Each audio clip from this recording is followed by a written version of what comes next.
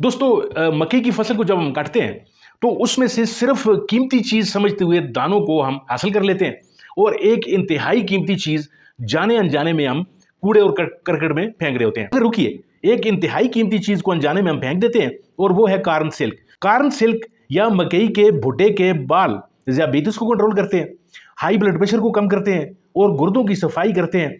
ये इन्फ्लेमेशन और सोजश को दूर भगाते हैं।